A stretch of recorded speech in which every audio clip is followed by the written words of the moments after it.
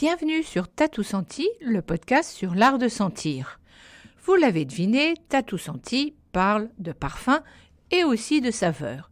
Mais saviez-vous que sentir, c'est aussi percevoir, ressentir et donc appréhender les tendances?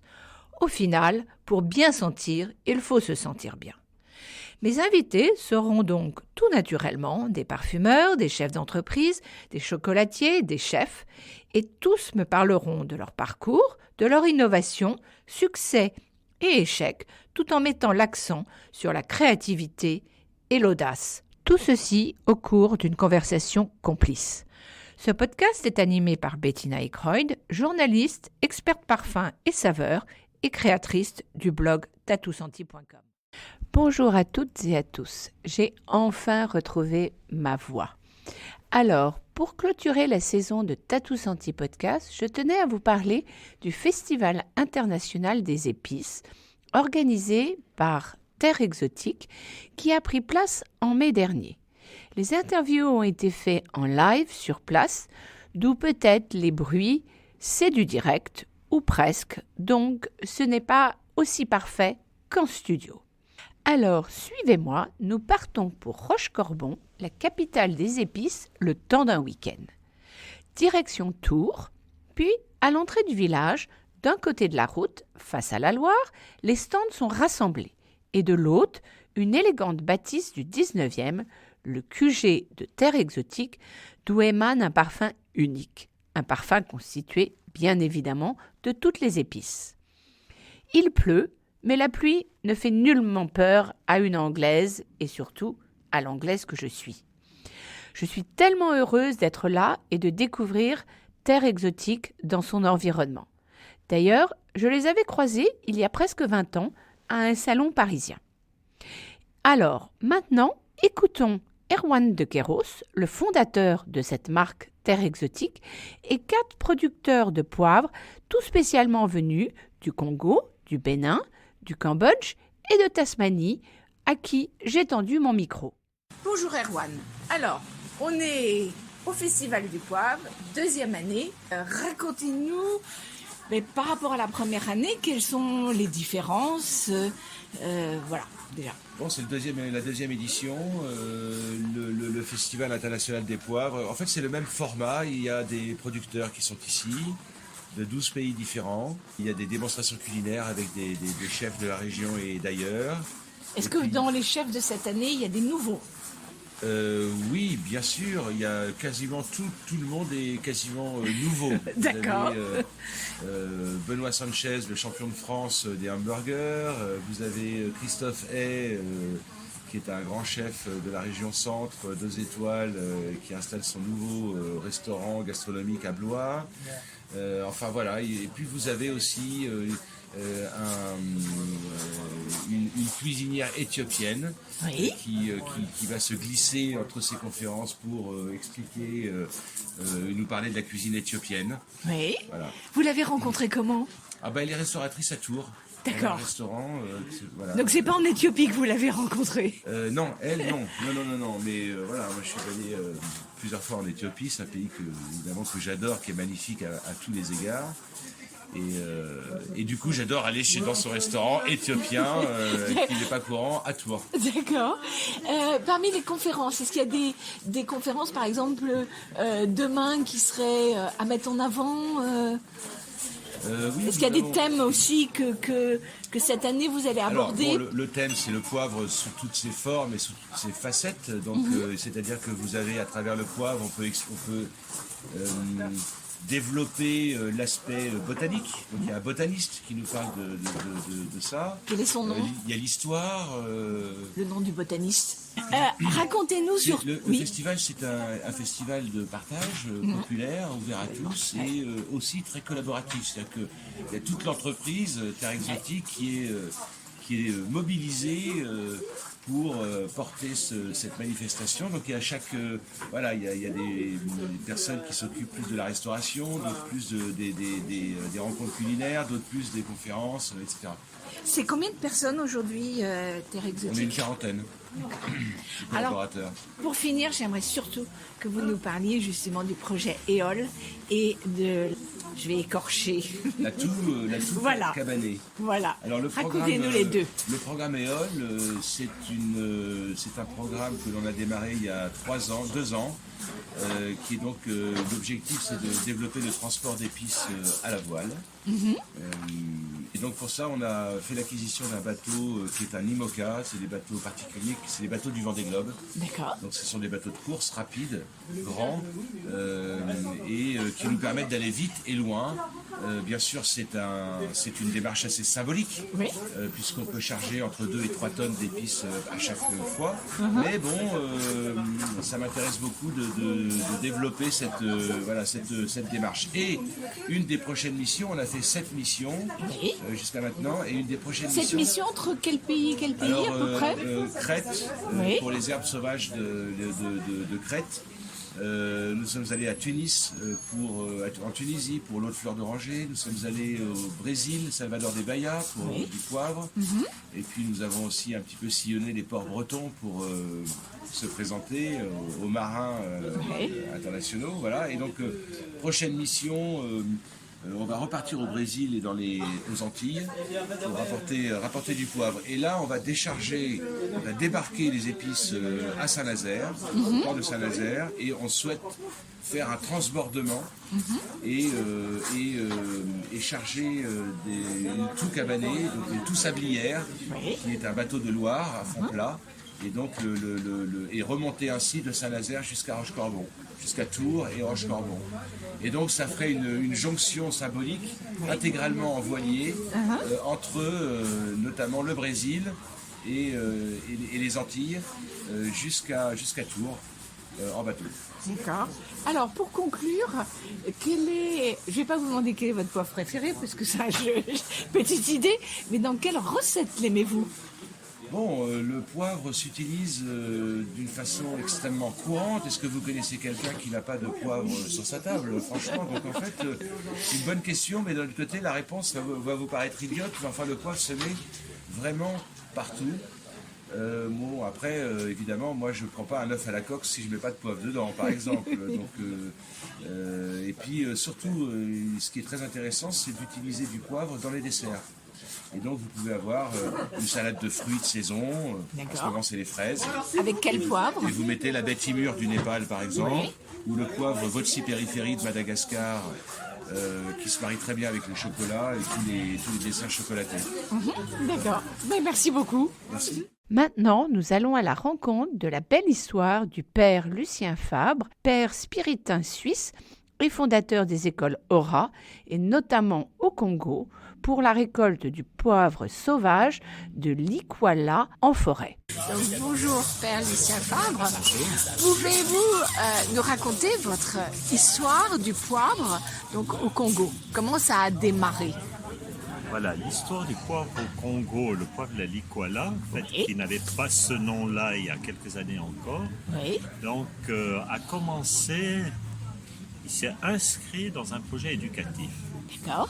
Dans le Nord Congo, dans la région qui s'appelle la Likwala, une région très enclavée où vit une grande minorité de population appelée les Baka. Pygmée Baka, mais pygmée c'est un terme aujourd'hui qui est proscrit au Congo-Brazzaville. Et les enfants étaient exclus d'éducation. Cette population aussi n'a pas accès aux soins de santé. Tout à fait. Même pas à la nationalité, puisqu'ils ne sont pas inscrits, enregistrés, ils n'ont pas d'acte de naissance. Voilà, nous avons pensé que le volet éducatif, avec une méthode adaptée venant du Congo, du Cameroun, élaborée par les frères des écoles chrétiennes dans les années 1980, pouvait justement favoriser une meilleure intégration citoyenne. Oui. Et c'est dans ce contexte, donc, il y a une dizaine d'années, par des amis, ce poivre, qui déjà à Brazzaville, commençait à être connu dans les milieux d'expatriés, des ambassades, finalement est arrivé jusqu'à Terre Exotique. D'accord. Quelle est sa particularité à ce poivre? Alors c'est un poivre qui est naturel, 100% sauvage, c'est-à-dire qu'il n'a jamais été planté, il ne vient pas d'ailleurs. Il est endémique. Endémique, voilà. D'accord. Endémique, et il se trouve dans cette grande forêt équatoriale, encore primaire. Oui. Voilà, sous forme de lianes qui grimpent sur ces grands arbres mieux connus, comme le sapelli, l'iroko, bois de fer, enfin, ces essences qui sont aujourd'hui très recherchées et exploitées pour le commerce international. Voilà, cette population alors avait l'habitude de l'utiliser de façon médicinale et nous nous sommes dit que vu l'intérêt porté déjà localement, on pouvait peut-être développer et aller plus loin. Aller plus loin pour justement renforcer notre action dans le milieu éducatif. D'accord. Et alors concrètement, ça se passe comment? Alors concrètement, ça se passe, c'est un poivre donc, qui est saisonnier. Oui. Donc c'est souvent à partir de fin octobre jusqu'en janvier qu'a lieu la récolte, la cueillette du poivre. D'accord. Alors nous incitons surtout les parents d'élèves à aller le chercher. Nous payons au kilo, alors on a un prix quand c'est frais, et quand c'est séché. Oui, ce qui n'est pas du tout la même chose. C'est pas le même, bien sûr. Il y a une grande... en poids, c'est un surpoids, on peut dire. Nous avons des internats, centralisons dans ces internats.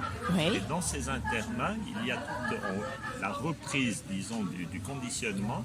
On commence par un goût, même s'il a déjà été fait, pendant quelques minutes, dans de l'eau bouillante pour enlever toutes les impuretés, peut-être voilà et après il y a le triage qui se fait. Voilà pour la conservation, un séchage qui se fait en moyenne sur 4 jours sur des nattes, sur des claies.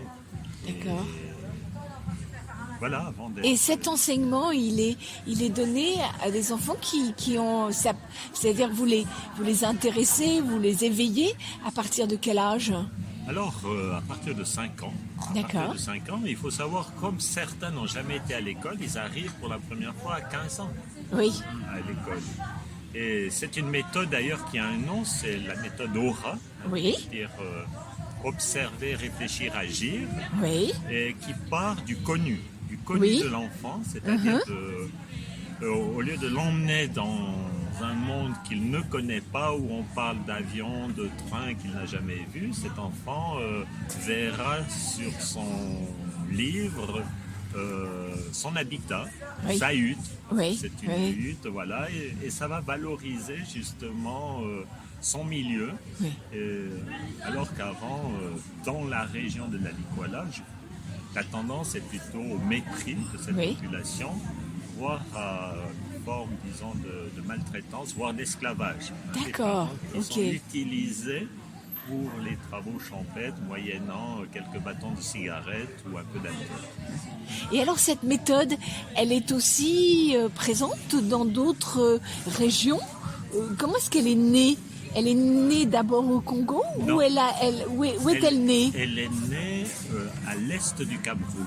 Ce sont les frères des écoles chrétiennes qui ont élaboré cette méthode dans les années 80 au Cameroun. D'accord. Et puis elle s'est développée. Puis à un moment donné, le gouvernement camerounais a stoppé cette expérience. Mais cette expérience, heureusement, s'est développée en Centrafrique jusqu'au Congo démocratique, où il y a aussi de grandes minorités de populations autochtones. On peut dire que c'est une méthode adaptée aux enfants de la forêt. Et le gouvernement congolais a promulgué une loi en 2011 pour la promotion de cette population, et dans cette loi il y a justement l'ouverture à une éducation spécifique de cette population. Et aujourd'hui, après des années de plaidoyer, le gouvernement congolais, c'est la première année, prend en charge les enseignants. Avant, il fallait trouver des financements, bailleurs, des choses, oui. financements. Oui. C'est vrai qu'on a été aidé par l'UNICEF, qui a aussi participé pleinement à ce plaidoyer. Il y a eu l'Union européenne, Oui. il y a eu aussi l'ambassade de France qui a soutenu des années durant plaidoyer et qui a favorisé justement, qui a fait pression sur le gouvernement pour que faire avancer tous les les choses. enfants Ouais. congolais soient pris en charge. Et à travers l'école, bien sûr, il y a aussi l'acte de naissance qui est délivré. Donc ce sont des enfants qui ont finalement une citoyenneté qu'ils Oui. pourront exercer plus tard. Oui, et qu'ils n'avaient pas, comme vous Qu'ils le n'avaient disiez pas. au début, avant. Oui. Et alors vous, personnellement, vous êtes au Congo depuis combien de temps et comment est-ce que votre chemin a été jusqu'au Congo, en peu de mots? Alors, je fais partie d'une organisation missionnaire, Oui. pas les frères des écoles chrétiennes, mais la congrégation du Saint-Esprit, Oui. des Spiritains, qui ont, depuis déjà des décennies et des décennies, donc une action particulière en Afrique centrale. Et en fait, avant de partir au Congo, j'ai passé une année aux orphelins apprentis d'Auteuil. D'accord. Et c'est dans un projet des orphelins apprentis d'Auteuil pour l'international que je Oui. suis parti au Congo D'accord. pour mettre en place un centre d'apprentissage. Oui. Et j'ai toujours gardé cette activité première, qui était la formation des jeunes, leur donner un métier. Je Oui. dis souvent parce que c'est bien beau de voir l'immigration, de pleurer sur ces gens qui se mettent soit dans une soute d'avion, soit qu'on repêche dans Oui. la Méditerranée, mais Oui. il faut s'attaquer au problème à sa source. Oui. Les jeunes qui n'ont pas de formation, qui n'ont pas d'avenir, sont prêts à tout. Oui. Et justement, donner un métier, permettre à des jeunes de trouver leur place dans la société là-bas, c'est quelque chose de porteur. Et De primordial, d'essentiel pour eux. voilà. Et d'ailleurs, les Baka, justement, après leur scolarisation, les plus grands, après un peu d'alphabétisation, Oui. on les intègre aussi dans cette formation professionnelle. Et pour leur donner la chance, parce qu'ils n'ont pas les moyens, on a 2 internats qui sont ouverts pour eux. Et le D'accord. poivre, justement, ils participent Ouais, dans oui. le conditionnement du poivre aussi à leur propre formation aussi. Voilà, parce que je Oui. pense que la méthode de l'assistanat, c'est une méthode qui ne respecte pas la dignité des Non, personnes. non, tout à fait. Et il vaut mieux apprendre à pêcher que de donner du poisson. Qui peut être Absolument. mortel le jour où on ne donne Ouais, plus de ouais. poisson. Alors peut-être pour terminer, avez-vous un souvenir, vous personnellement, du poivre dans un plat, d'une odeur, une petite Bien, histoire à nous personnellement. raconter? Oui, personnellement, c'est-à-dire qu'au Congo, j'apprécie le poivre le matin dans notre Oui. restaurant d'application où nous formons donc les jeunes cuisinières à 6h30 du matin. Je l'utilise sur des œufs au plat, des Oui. œufs frais et je trouve que dans la fraîcheur matinale avec une petite brume sur l'Oubangui, voilà, Ouais. c'est le souvenir que j'ai et voilà, que j'essaie de perpétuer. D'accord, mais écoutez, merci beaucoup et bravo parce que c'est un beau projet et qui est plein de... Merci pour votre D'avenir. intérêt. Hein. Ok. Poursuivons notre voyage au Bénin. Bonjour. Bonjour. Donc, racontez-nous votre lien avec le poivre et comment vous en êtes venu au poivre et toute cette belle histoire autour. Voilà, pour moi, le poivre, c'est une culture des pays tropicaux et humides. Le sud du Bénin étant une région tropicale et humide, pour moi, à climat égal, à culture presque égale. Je me demande pourquoi le poivre ne pousserait pas au Bénin. J'ai cherché dans la littérature, je n'ai pas trouvé. Et puis alors, je suis allé chercher les boutures des lianes de poivre au Cameroun à Penga. C'est comme ça, le Bénin a 4 hectares de poivriers dans le sud du Bénin aujourd'hui. D'accord. Et alors, il y a derrière une belle histoire avec les vergers. Voilà. Donc, racontez-nous un peu plus. Voilà, moi je me suis dit, quand on ne cherche pas, on ne trouve pas. Au Bénin, j'ai cherché. Oui. J'ai cherché tout dans le village et j'ai trouvé. C'est comme ça que nous fertilisons nos poivriers avec le compost de bouse de vache séchée Oui. de nos bouviers Je ne savais pas qu'il y avait autant de bovins, mais quand on cherche, on trouve. Oui. Donc, et ce qui se passe en Ukraine aujourd'hui avec l'engrais minéral, ce n'est même pas notre problème dans le village. On a tout pour fertiliser et notre plantation de poivriers avec le compost de fumier de vache, plus le tuto de Nîmes. Le Nîmes qui est un arbre des pays tropicaux qu'on connaît très bien, qui est un biopesticide et un biofertilisant. Oui. Voilà. Donc le poivre, on l'a ramené du Cameroun. Il y a à côté de moi le pape du poivre camerounais, monsieur René-Claude Métomo, avec qui j'ai travaillé. Et en plus, qu'est-ce que j'allais vous dire? Le poivre permettra à nos écoles publiques primaires de s'en sortir parce que j'ai introduit le poivre dans les vergers des écoles publiques primaires au Bénin pour pouvoir régler le problème des cantines scolaires des jeunes enfants. Voilà. D'accord. Et comment s'est mis en place ce programme? Ce programme a été mis en place en passant par la journée de la plantation de l'arbre au Bénin. C'est le 1er juin, avec l'accord du maire de la commune et des directeurs d'école. On a pu insérer dans 2 écoles, l'école de Itameri dans la commune de Sakété et l'école de Haïta. On a donné 500 plans par école et c'est comme ça que cette histoire-là est partie. Donc ça c'est le modèle. Si ça marche, ça serait dupliqué dans toutes les écoles publiques, primaires, rurales de toute la commune de Sakété et dans tout le Bénin. D'accord. Voilà. Et alors, comment s'est fait la rencontre avec Erwan de Terre Exotique? La rencontre avec Erwan de Terre Exotique, comme par hasard, le président des élus français d'origine béninoise est adjoint au maire de la ville de Ville-aux-Dames. Quand je savais que ce festival aura lieu, je lui ai fait part de l'invitation. Il m'a dit je ne suis pas au courant. Je l'ai mis au courant. Et c'est comme ça, il est un proche de Erwan. C'est pourquoi le Bénin a eu l'opportunité d'avoir son stand aujourd'hui. Et je le remercie beaucoup. Je remercie le professeur Padon Michel de nous avoir donné cette opportunité d'être dans la cour des grands. D'accord. Et alors, pour terminer, avez-vous un souvenir olfactif, gustatif avec le poivre? Si, le poivre, ça a fait partie toujours des épices en Afrique. Oui. On peut pas manger, moi je ne peux pas manger aujourd'hui sans le poivre du Bénin, sans le poivre de Penja. Et en tant que ORL, l'olfaction, la gustation et puis l'odorat, ça fait partie de ma spécialité. Et dans les prochains festivals du poivre, on va parler de cette entité-là. D'accord. Et dans quel plat vous l'aimez le plus, le poivre? J'aime le poivre sur les fraises. D'accord. Eh bien, écoutez, merci beaucoup. Je vous en prie, merci. Direction le Cambodge. Monsieur, donc vous venez du Cambodge. Oui. Donc racontez-nous comment vous êtes venu au poivre.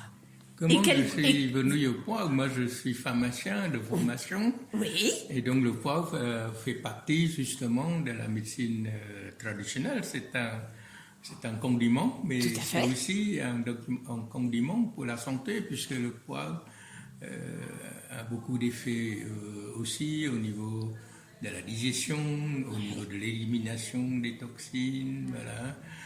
Au niveau de la relaxation. Et puis le poivre est juste connu comme le gingembre, comme tonique naturelle. Tout à fait. Donc naturellement, je me suis intéressé au poivre par cet effet thérapeutique. Hein.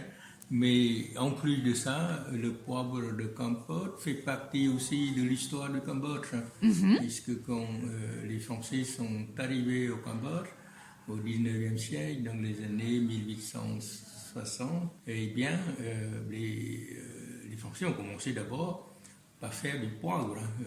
Et le poivre de Cambodge est connu justement avec le concours de la promotion de la France, justement au niveau international jusqu'à 1970-75, l'arrivée de la guerre au Cambodge, la D'accord. guerre civile. Et puis, le poivre du Cambodge a failli Disparaître. Oui. Et voilà, et c'est avec l'encours de l'AFD, justement, Oui. que nous avons demandé à la France de réactiver des aides pour pouvoir le faire repartir. D'accord. La culture du poivre. Donc le poivre, dans les années 90, a failli disparaître. Maintenant, le poivre de Cambodge commence à renaître et nous arrivons à produire quand même plus d'une centaine de tonnes par an. D'accord. Quelle est sa particularité, justement, à la fois sur le plan santé et sur le plan aromatique par rapport aux autres poivres? Déjà, par rapport aux autres poivres, hein, la particularité du poivre de Cambodge, c'est déjà sa puissance arôme, si vous voulez, et puis surtout sa... Mais quel type d'arôme?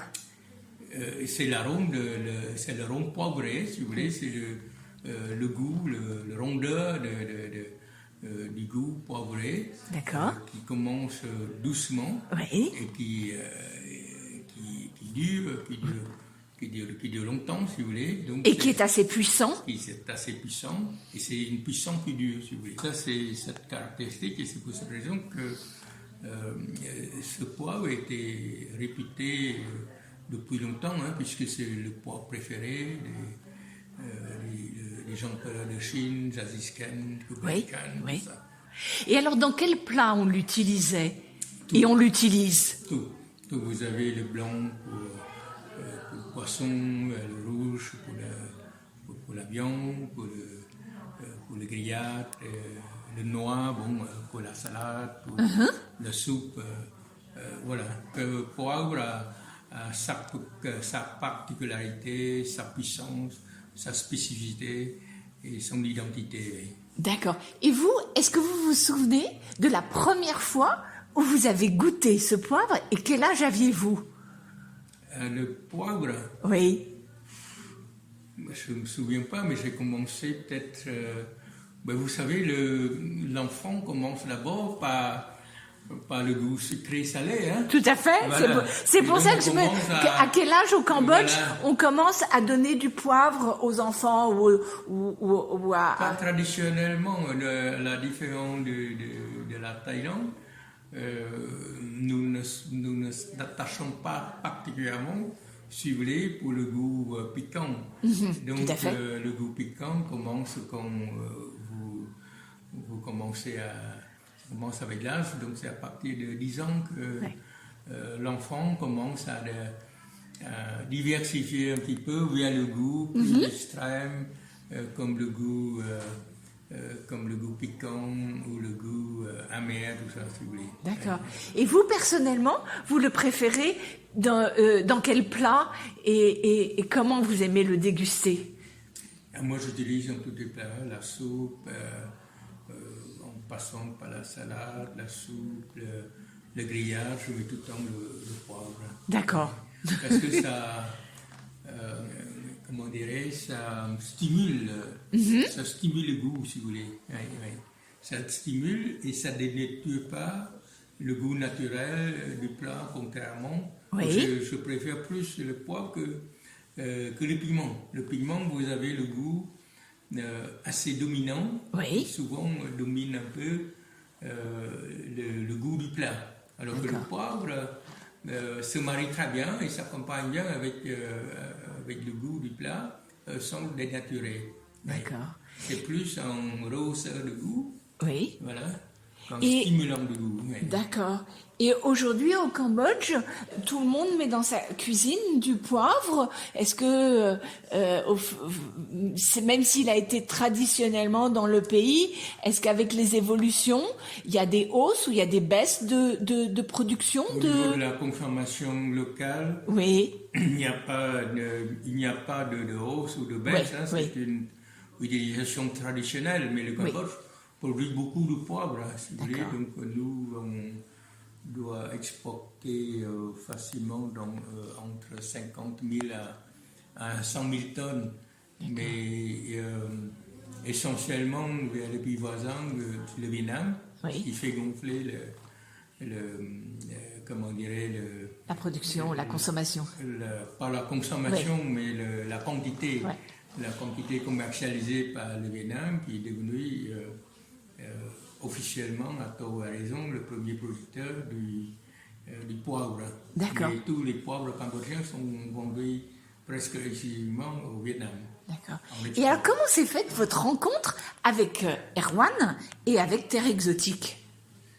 Avec Erwan, ça fait longtemps, on a déjeuné ensemble, il y avait très longtemps, 2007 de mémoire. Oui, D'accord. Terre Exotique, ça commence d'abord par par l'attribution de notre sucre de palme, Oui. qui a obtenu le palme d'or en 2005. D'accord. Donc, Terre Exotique a commencé justement à commercialiser le sucre de palme. D'accord. Et puis, il m'a demandé aussi s'il y a du poivre au Cambodge. Je dis, mais Bien le sûr. poivre au Cambodge, c'est connu depuis longtemps, et c'est le poivre de compote. Ouais. Et donc, j'ai fourni à Terre Exotique depuis 2007 le poivre de compote. Ouais. Et maintenant, je vous suggère de partir en Tasmanie, rejoindre Chris qui va nous raconter sa belle aventure. Hello, Chris. So tell me, how did you end in Tasmania and working with pepper?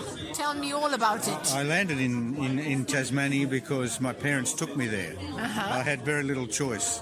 Yes. So, but Do you then mean you were born? no, I was born in England, Uh-huh. and then my parents took me to Tasmania in a long time ago, 1960.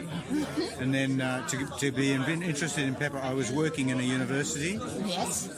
in a horticultural research group, and I was given the job of looking at the Tasmanian flora, at the different plants growing in Tasmania which have flavours and fragrances and possibly essential oils. Yes. And this is one I found which was interesting to some people, and they were prepared to pay me to do a PhD on the topic. So that's why That's how it became all interested. started. That's exactly how it became. And started. today? And then from there, I gradually decided to try to make a business from developing this product. When I started, there was a zero market for this, but because it was going to be very expensive, it was difficult to get, quality was very poor. So I then so I worked on those things. Get it, make it reliably available, bring the price down a little bit, make sure the quality is very good. And so I've worked on that now for 25 years. So in fact, you worked from scratch Yes, yes, into developing a whole market of correct, it. yes, yeah, yeah. And what kind of pepper, what botanical variety Yeah. is in Tasmania compared to the others? This one is completely unrelated to all of the other peppers here. It belongs in a family which is quite small and is limited to the southern hemisphere. And it was one of a group of plants that was on a large continent called Gondwana land in the south, which broke up and went off to South America, Australia, New Zealand, and so on. So all around the Pacific, the rim of the Pacific. And this is one of them now. So it only grows in Tasmania and in the southern part of Australia. And then it has cousins in New Zealand, cousins in Chile, cousins in the Philippines, Papua New Guinea, up the east coast of Australia. So all around the Pacific, in the south, yeah. And what are its flavors compared to the others? What are the differences in taste and in flavors? Yeah. The thing to remember is that this is a berry. So you No, want that's to all right. it's a berry, so it has sweet sugars and flavours in there. typical of berry fruits, but it's also has some seeds in there with a very spicy compound, very hot and spicy, and it's there, I think, to protect the plant from insects and browsing animals and so on. It's a defensive product. Nature is wonderful for that. It's beautiful. So, but that compound is only found in this family and in one other family on the planet. It's quite an unusual compound. But it's and that's the reason why. That's the thing that you can taste when you're tasting it, is that sharp heat that comes in. But first of all, with the berries, you have the sweet sugars and the fruity flavours that come through first of all. So, do you mean it's less spicy than others can be? No, I think I would say it's different. It has a different profile on the tongue and in the palate, and it doesn't last for very long, so it's ephemeral. And I think that sums it up. Really, it's not to be compared directly, except that in Tasmania or in Australia, we're very fond of calling things native pepper, native thyme, native tea tree. This is because we come from Europe and we want to name things. Exactly. So. And tell me, apparently there was no production last year. Why is that? Because we're harvesting in the wild, so in natural situation, no irrigation, no fertiliser, no pruning, no management. It's all natural grown. It responds to the changes in the weather. Yes. And if we have a difficult season, as we did last year when it was very dry, this western part of Tasmania, the rainfall is very high, usually. But last year they had the record low level of rainfall at the time which is critical, December, January, February, when the berries are getting large and the stress on the plant is so much that the berries fall to the ground. So that's what happened last year. We had a very big harvest in 2017, very big harvest, and then normally the plants take a couple of years to recover, so they need to develop carbohydrates and storage and prepare themselves for another big blooming year. So they didn't, and so this year would have been that very big year. So I was fully prepared to have a big harvest, and so I was organised. I had all the machinery ready and all the money and all that, and then of course it didn't happen. So for Terre Exotique, we were to supply 10 times the amount that we finally did. They're very disappointed in me, but I'm pleased they still asked me to come. So how did you meet them, actually? Well, I think one probably found me, I think. Yes. And I think that's, as I can say that for most of my customers, they find me. I'm not a very good marketer, yes. And I haven't had to, because I've got lucky for me, I have a product that brings people to me. It's like a magnet. And so I think he found me, and he's a good hunter, a good spice hunter. So I guess, I had a good website, and I guess that, I don't know exactly how he found me, and so that's and I have another customer, a good customer in Germany who's done very similarly. He's found me, and so we go from there. All right. And so to end up, what would be your strongest olfactive or aroma memory of pepper? Well, I spend some days completely immersed in pepper. In my drying shed, when we're processing, there's dust everywhere. So I think I have a very poor sense of smell now, and I think it may be because I've been spending too much pepper, so much time in the pepper. So so I think that's where I am now. Is that I'm getting, maybe it's because I'm getting older, but I used to have a very good sense of smell. When I was working in the university, my job was part of my job was to compare peppermint oils and other exotic oils to judge, with what the characteristics were and whether the organoleptic exactly the organoleptic characteristics. But now I can't really do that. I can recognise them, but I can't. The subtlety is gone for me now. All right. I lost it about 5 or 6 years ago. In which dish do you like best tasting the pepper? Yeah, I like the pepper in savoury dishes, in fish, especially with fish, white meat dishes, always applied at the end of the meal. So, because it doesn't tolerate high temperature cooking, so if you don't put it in too soon, keep it toward the end, or even on the table, like this. So, yeah, I think that's a savoury application. But we've also experimented with chocolate and with ice cream, and it works. So, and I like ice cream, so maybe that's my favourite. But I think it's really a savoury flavour for me, anyway. So, All right, perfect. Thank you very much. Thank you.